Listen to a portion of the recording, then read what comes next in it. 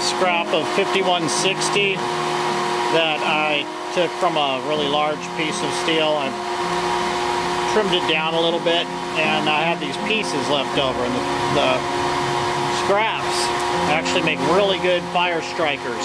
You can make other small items as well, nails or whatever, but for 5160, once it's hardened, it makes really good striker.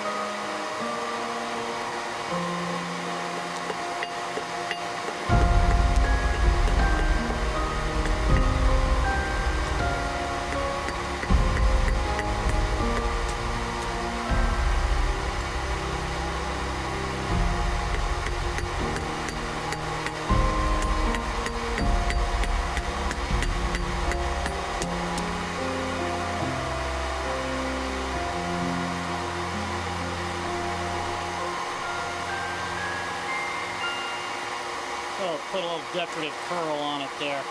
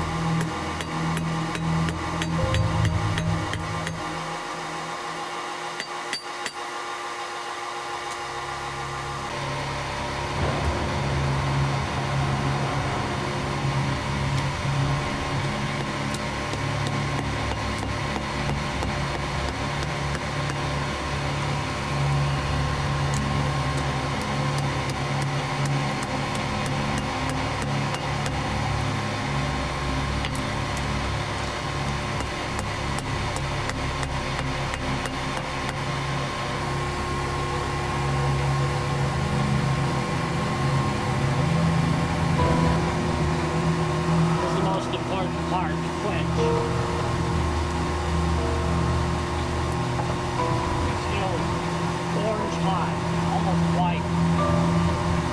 Put it in the oil, let it cool down a little bit. I give it about 15 or 20 seconds. That just instantly snap hardens this steel. It's really good steel for hardening. Got a lot of carbon in it. So now, as soon as this is cooled down, we'll go wire brush it, and then we'll try sparking it and see how it works.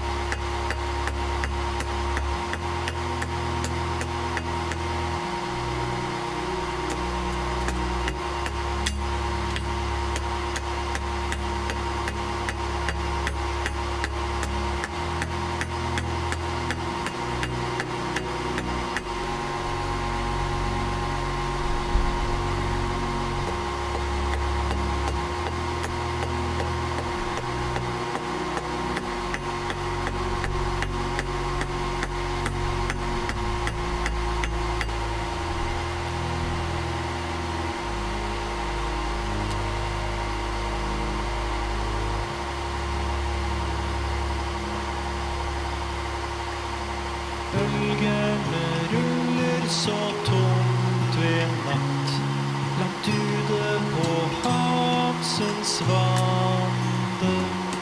Der vifter ei vind, og der intet seil. Der glimter ei stjerner i sjøens speil, men der driver lik mot stranden. Der flyder i natten et lysende skjær, i stude på havsens vande. Der driver en kvinne i silkerig drakt, med armene stivt over sjøernes drakt. Et lyk som driver mot stranden.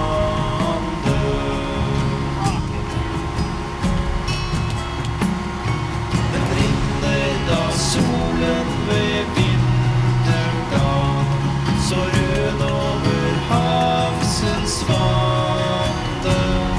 Da ligger en strime med skum igjen, og gynger vi iver sjøene hen, mens der driver lik mot stranden.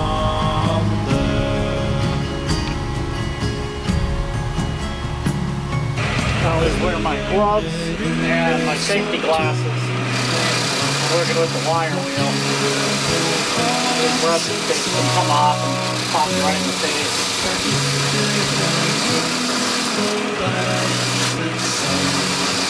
Yeah, I would have taken the skin off right there. You gotta get in there and get it real good. Got some oil on them. I wiped it off, but I think I got it mostly. Wire brush definitely takes the rest of it off. So here are some examples of Flint Strikers. This is the one we just made today. This is one I've had for a while. This is another one that we just made today. And this is another one I finished probably a week ago or so. You see they're all different. I mean, I usually could make a jig and bang out the same exact thing every time. I do have a couple of others. I don't have any here today, but this is just an example of how the Flint Strikers look. You know, I mean, it's actually kind of easy to replicate the same thing over and over by hand, especially with thin steel like this. But I like to kind of let the steel do its own thing when I'm hammering it, because like I said, a lot of times I'm using scraps, and they will be different thicknesses or different widths.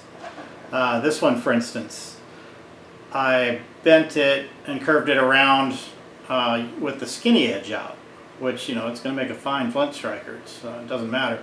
I could have easily used the wider surface for the front, but I thought this might look kind of slick.